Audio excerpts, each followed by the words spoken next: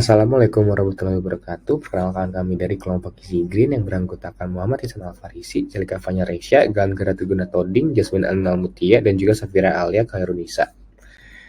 Jadi yang pertama kita harus mengetahui dulu apa sih latar belakang dari perusahaan ini. Jadi latar belakang dari berdirinya perusahaan ini adalah karena dunia sudah mulai menghadapi krisis iklim yang segera memberi dampak berkepanjangan. Dan juga bisa kita ketahui bahwa banyak sekali perusahaan-perusahaan yang ada di luar negeri maupun dalam negeri penyumbang emisi gas rumah kaca yang sudah mulai dikencam oleh orang-orang luar. Karena hal tersebut merusak iklim-iklim yang ada di dunia ini. Dan berdasarkan WRI atau World Research Institute, Indonesia ini berada di peringkat ke-8 sebagai penghasil emisi karbon terbesar di seluruh dunia. Oleh karena itu, kami terfikirkan untuk membangun perusahaan Easy Green yang merupakan platform yang dibuat sebagai solusi untuk mensimplifikasi pekerjaan perusahaan dalam melakukan aksi perubahan carbon offsetting semudah proses checkout pada aplikasi e-commerce.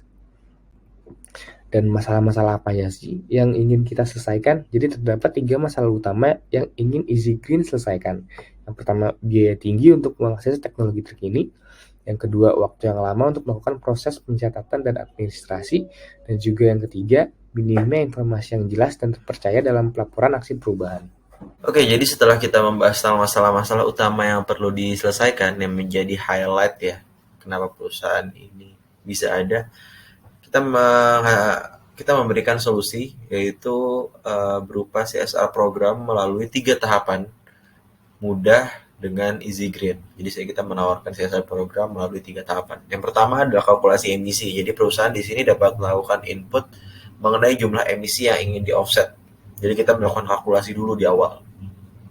Selanjutnya kita akan melakukan pemilihan proyek. Pemilihan proyek ini maksudnya adalah dari pihak kita akan memberikan rekomendasi kira-kira proyek mana yang cocok dengan visi dari perusahaan tersebut dan juga dari kalkulasi yang sudah dilakukan sebelumnya gitu ya.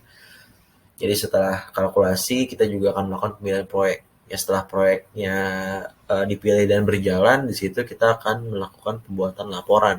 Pembuatan laporan ini dimaksudkan agar perusahaan dapat melihat data dari laporan tersebut dan melihat data secara real time hanya dengan satu klik melalui Easy Green, melalui sistem informasi yang emang akan kita bangun gitu ya. Nah, data-data ini juga bisa dilihat kepada para petinggi perusahaan, bisa pada konsumen juga, bisa ke investor juga gitu ya.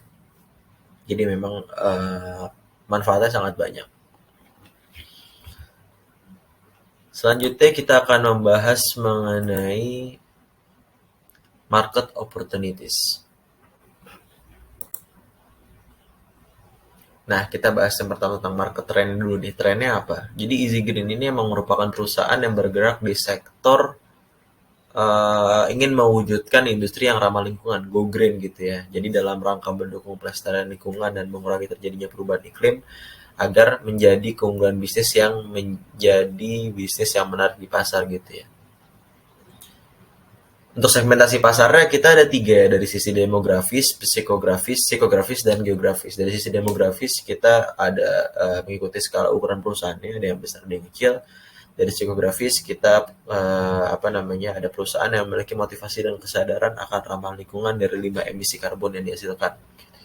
Untuk geografinya sendiri ada perusahaan-perusahaan di Indonesia ya, terutama kawasan-kawasan industri besar ya, karena kawasan-kawasan industri besar itu juga berpotensi ya, semakin besar semakin berpotensi untuk menghasilkan emisi karbon gitu, yang lebih tinggi juga. Masih membahas terkait market trend dalam menggambarkan kebutuhan dan tren pasar, tentunya diperlukan penelitian dan pengumpulan data untuk mengidentifikasi kebutuhan pasar yang tepat, dan kami menggunakan data sekunder sebagai pendukung analisa kebutuhan dan tren pasar yang dimiliki oleh Easy Green, yaitu berupa diagram pie chart yang kami peroleh dari International Energy Agency yang menggambarkan persentase data sektor penyumbang emisi karbon pada tahun 2018. Berdasarkan data tersebut, dapat dilihat bahwa data tersebut cukup menggambarkan dan mendukung Easy Green untuk berpotensi berkembang besar dengan target segmentasi demografis yang dimiliki.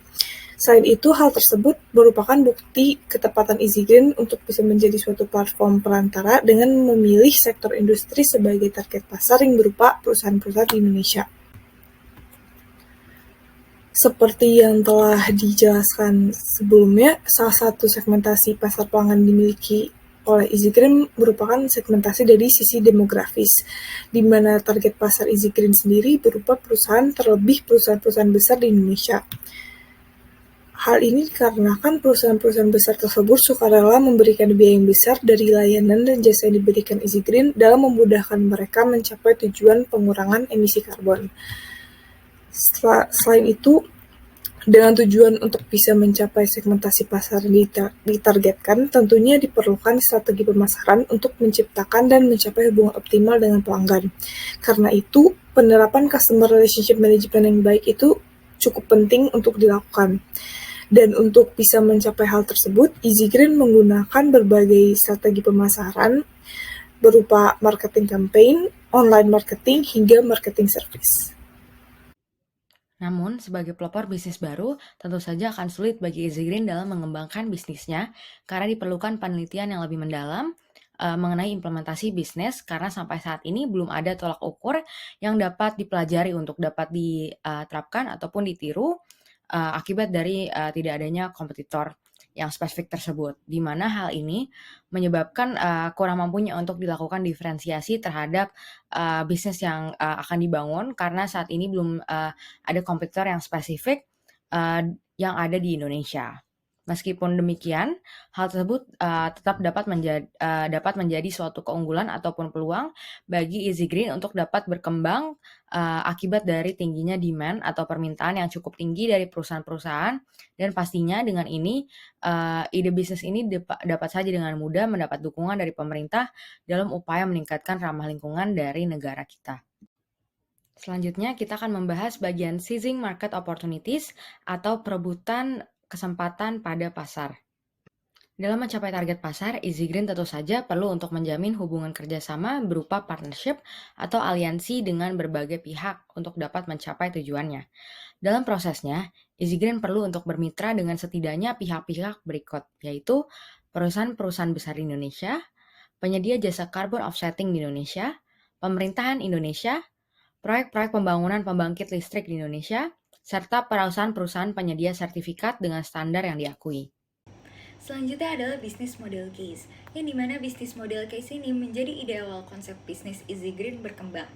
EasyGreen hadir dalam menyelesaikan masalah terkait emisi karbon yang dihasilkan oleh suatu perusahaan atau organisasi.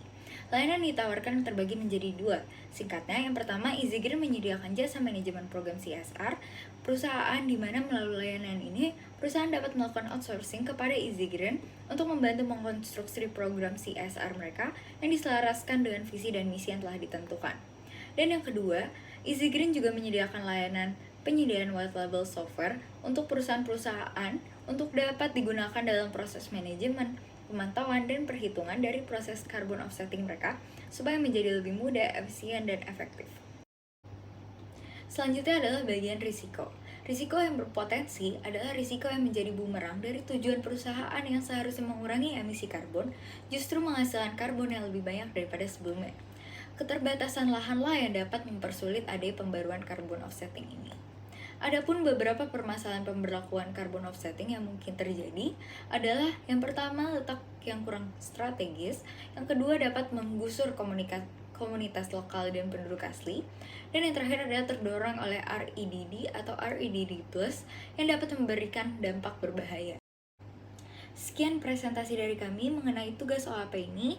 Mohon maaf apabila terdapat kekurangan dan kesalahan. Terima kasih.